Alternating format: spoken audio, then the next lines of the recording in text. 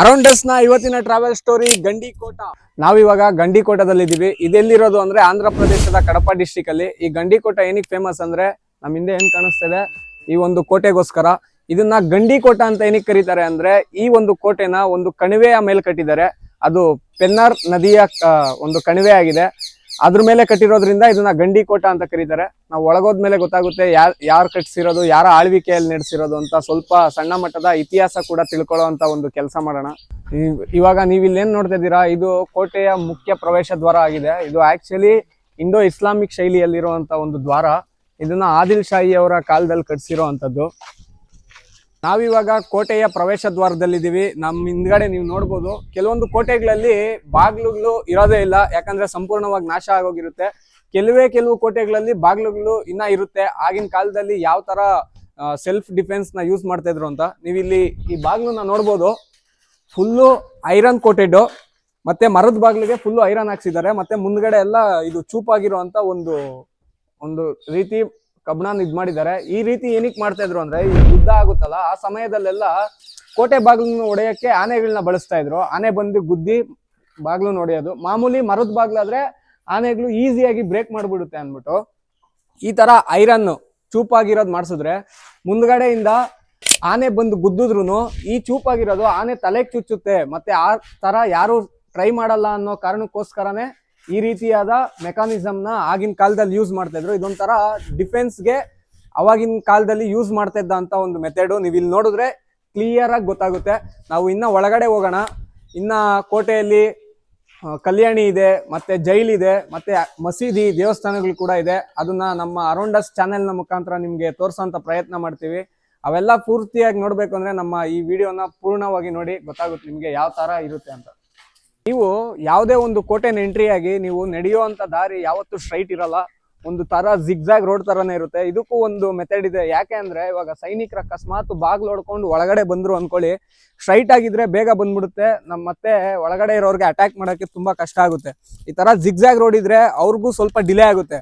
ಮತ್ತೆ ನಮ್ಮ ಒಳಗಡೆ ಇರುವಂತ ಸೈನಿಕರು ಅಟ್ಯಾಕ್ ಮಾಡಕ್ಕೆ ಅಡಗಿ ಕುತ್ಕೊಳ್ಳಕ್ ಕೂಡ ಜಾಗಗಳು ಸಿಗುತ್ತೆ.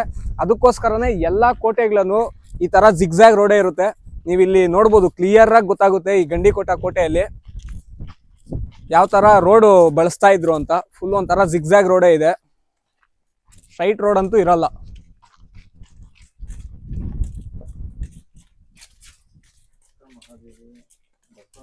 ನಾವಿವಾಗ ಕೋಟೆ ಎಂಟ್ರೆನ್ಸ್ ಎಲ್ಲ ದಾಟ್ಕೊಂಡು ಫುಲ್ಲು ಕೋಟೆ ಒಳಗಡೆ ಬಂದಿದ್ದೀವಿ. ನೀವು ನಮ್ಮ ಹಿಂದೆ ಬಂದ್ರೆ ಗೊತ್ತಾಗುತ್ತೆ. ಏನಂದ್ರೆ ಈ ಕೋಟೆನ ದಾಟಿದ ತಕ್ಷಣನೇ ನಮ್ಗೊಂದು ಊರ್ ಸಿಗುತ್ತೆ. ಈ ಗಂಡಿಕೋಟ ಕೋಟೆ ಒಳಗಡೆನೆ ಒಂದು ದೊಡ್ಡದಾದ ಊರ್ನ ನಿರ್ಮಾಣ ಮಾಡ್ಕೊಂಡಿದ್ದಾರೆ. ಎಲ್ಲ ಇಲ್ಲಿ ಜನರೆಲ್ಲ ವಾಸಿಸ್ತಾ ಇದ್ದಾರೆ. ನಮ್ಗೆ ಹೊರಗಡೆಯಿಂದ ನೋಡಿದ್ರೆ ಇಲ್ಲಿ ಒಳಗಡೆ ಒಂದು ವಾಸ ಇದೆ ಅಂತಾನೆ ಗೊತ್ತಾಗಲ್ಲ. ಸಂಪೂರ್ಣವಾಗಿ ಕೋಟೆ ತರನೇ ಇದೆ, ಆದ್ರೆ ಒಳಗಡೆ ಒಂದು ಊರು ಕೂಡ ಇದೆ. ಮತ್ತೆ ನಾವು ಕೋಟೆ ಒಳಗಡೆ ಬರ್ತಾ ಇದ್ದಂಗೆ ಚಾರ್ಮಿನಾರ್ ಕಾಣುತ್ತೆ. ಚಾರ್ಮಿನಾರ್ ಅಂದ್ರೆ ಏನು ಅಲ್ಲ, ಈ 4 ಕಡೆನೂ ಒಂದು ಮಿನಾರ್ಗಳಿರುತ್ತೆ ಅಷ್ಟೇ. ಇದು ನಿಮ್ಗೆ ಹೈದರಾಬಾದ್ ಅಲ್ಲಿ ತುಂಬಾ ಫೇಮಸ್. ಇಲ್ಲೊಂದು ಸಣ್ಣದಾಗಿದೆ, ಇದು ಕೂಡ 1650ನೇ ಇಸ್ವಿ ಮೇಲೆ ಕಟ್ಸಿರೋಂಥದ್ದೇ. ಎಲ್ಲ ಆದಿಲ್ ಶಾಹಿ ಮತ್ತೆ ಇವರು ಕುತುಬ್ ಶಾಹಿಗಳ ಒಂದು ಆಳ್ವಿಕೆಯಲ್ಲಿ ಕಟ್ಸಿರೋಂಥದ್ದು ಈ ಮಿನಾರ್ಗಳನ್ನೆಲ್ಲ. ನೀವು ನೋಡ್ಬೋದು ಈ ಹಳೆ ಕಾಲದಲ್ಲೆಲ್ಲ ಈ ಮಿನಾರ್ಗಳನ್ನ ಆಲ್ಮೋಸ್ಟ್ ವಾಚ್ ಟವರ್ಸ್ ತರ ಯೂಸ್ ಮಾಡ್ತಾ ಇದ್ರು. ಆ ಮೇಲ್ಗಡೆ ಏನ್ ಕಾಣುತ್ತೆ ಅಲ್ಲಿ ನಿಂತ್ಕೊಂಡು ನೋಡಿದ್ರೆ ಫುಲ್ಲು ಟಾಪ್ ಏರಿಯಾಸ್ ಎಲ್ಲ ಕಾಣುತ್ತೆ.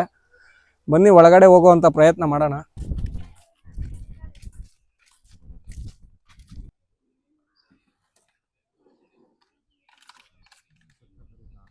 ಇವಾಗ ನಾವಿರೋದು ಒಂದು 12ರಿಂದ 15ನೇ ಶತಮಾನದಲ್ಲಿ ಕಟ್ಸಿರೋಂತ ಒಂದು ಜೈಲ್ ಮುಂದೆ. ಆ 12-15ನೇ ಶತಮಾನದ ಜೈಲು ನಾವಂತೂ ಲೈಫ್ ಟೈಮ್ ಅಲ್ಲಿ ನೋಡಿಲ್ಲ, ಇದೇ ಫಸ್ಟ್ ಟೈಮ್ ನಾವು ನೋಡ್ತಾ ಇರೋದು.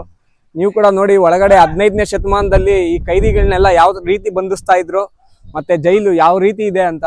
ಬನ್ನಿ ಒಳಗಡೆ ಹೋದ್ಮೇಲೆ ಗೊತ್ತಾಗುತ್ತೆ. ಇದೇ ಜೈಲು. ಸದ್ಯಕ್ಕೆ ಯಾರು ಕೈದಿಗಳಿಲ್ಲ ಇಲ್ಲಿ. ಅವಾಗ ಪ್ರಾಣಿಗಳನ್ನೆಲ್ಲ ಕಟ್ಟಾಕ್ತಾರೆ ಅಷ್ಟೇ. ಅವರೇ ಇವಾಗಿರೋ ಕೈದಿಗಳು.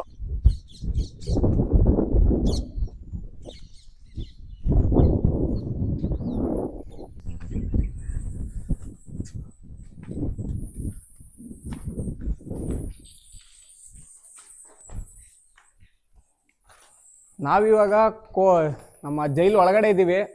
ನೋಡ್ಬೋದು ಯಾವ ರೀತಿ ಇದೆ ಅಂತ. ಏನೂ ಇಲ್ಲ ಜೈಲು ಒಳಗಡೆ, ಒಂದೆರಡು ರೂಮುಗಳಿದೆ. ಒಳಗಡೆ ಫುಲ್ಲು ಬಾವುಲಿಗಳಿಂದಾನೇ ತುಂಬೋಗೈತೆ ಜೈಲು. ರೂಮುಗಳೆಲ್ಲ. ಓ, ಫುಲ್ಲು ಬಾವುಲಿಗಳೇ ಕಾಣುತ್ತಾ ವಿಡಿಯೋದಲ್ಲಿ?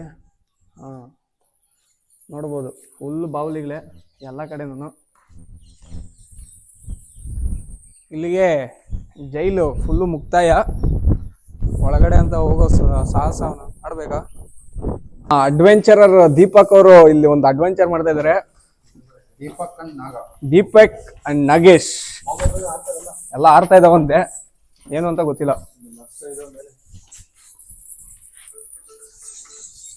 ಓಹೋ ಹೋ, ಫುಲ್ಲು ಬಾವುಲಿಗಳೇ. ಅಡ್ವೆಂಚರರ್ ದೀಪಕ್ ಅವ್ರು ಮಾಡಿರೋದು ಇದು.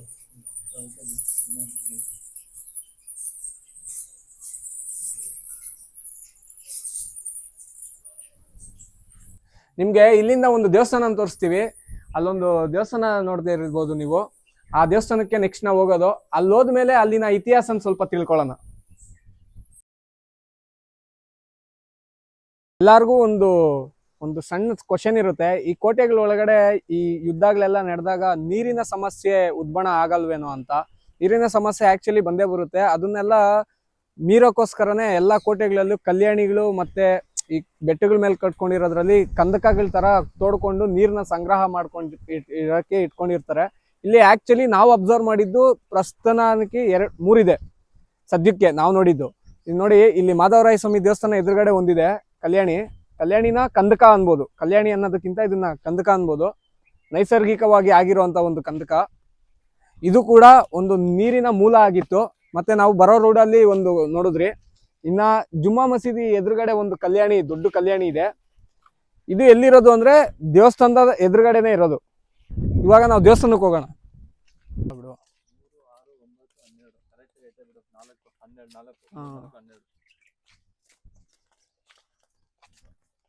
ನೀವಿವಾಗ ಏನ್ ನೋಡ್ತಾ ಇದ್ದೀರಾ, ಇದು ಮಾಧವರಾಯ ಸ್ವಾಮಿ ದೇವಸ್ಥಾನ ಅಂತ. ಇದನ್ನ ಕಟ್ಸಿರೋದು 15ರಿಂದ 16ನೇ ಶತಮಾನದೊಳಗಡೆ ವಿಜಯನಗರ ಸಾಮ್ರಾಜ್ಯದವ್ರು ಕಟ್ಸಿರೋದು. ಈ ಒಂದು ದೇವಸ್ಥಾನದ ಗೋಪುರನೇ ನೀವು ಇವಾಗೆ ನೋಡ್ಬೋದು. ಆಲ್ಮೋಸ್ಟ್ ಎಲ್ಲ ಹಾಳಾಗೋಗಿದೆ, ಗೋಪುರನೇ ಒಡೆದೋಗಿದೆ, ಕಳಶ ಏನಿಲ್ಲ. ಒಂದು 40ರಿಂದ 50 ಅಡಿ ಎತ್ತರ ಇವಾಗೆ ಇದೆ. ಇನ್ನು ಆಗಿನ ಕಾಲದಲ್ಲಿ ಹೆಂಗಿರ್ಬೋದು. ಇದೊಂದು ವಿಜಯನಗರ ಕಾಲದ ವಾಸ್ತುಶಿಲ್ಪದಿಂದ ಕೂಡಿರುವಂತ ಒಂದು ದೇವಸ್ಥಾನ. ಒಳಗಡೆ ಯಾವುದೇ ಮೂರ್ತಿ ಇಲ್ಲ, ಯಾವುದೇ ಆರಾಧನೆ ಇಲ್ಲ. ಇಲ್ಲೆಲ್ಲ ನಮ್ದ್ರಲ್ಲೆಲ್ಲ ಹೆಂಗೆ ಅಂದ್ರೆ ಆರಾಧನೆ ಇಲ್ಲ ಅಂದ್ರೆ ದೇವಸ್ಥಾನಕ್ಕೆ ಯಾರು ಬರೋದೇ ಇಲ್ಲ. ಅದೊಂಥರ ಪಾಳು ಬಿದ್ದಂಗೆ ಬಿಟ್ಬಿಡ್ತಾರೆ. ಆಕ್ಚುಲಿ ತುಂಬಾ ಚೆನ್ನಾಗಿರುವಂತ ದೇವಸ್ಥಾನ, ಒಳ್ಳೆ ಕೆತ್ತನೆಗಳಿರುವಂತ ದೇವಸ್ಥಾನ. ಹಿಂದಿನ ಕಾಲದಲ್ಲಿ ಒಂದು ಮುಖ್ಯ ಕೇಂದ್ರವಾಗಿದ್ದಂತ ದೇವಸ್ಥಾನ ಇವಾಗ ಕೇವಲ ಒಂದು ಪಾಳು ಬಿದ್ದಿರುವಂತ ಗುಡಿ ಆಗೋಗಿದೆ. ನೋಡ್ಬೋದು ಯಾವ ರೀತಿ ಇದೆ ದೇವಸ್ಥಾನ ಅಂತ.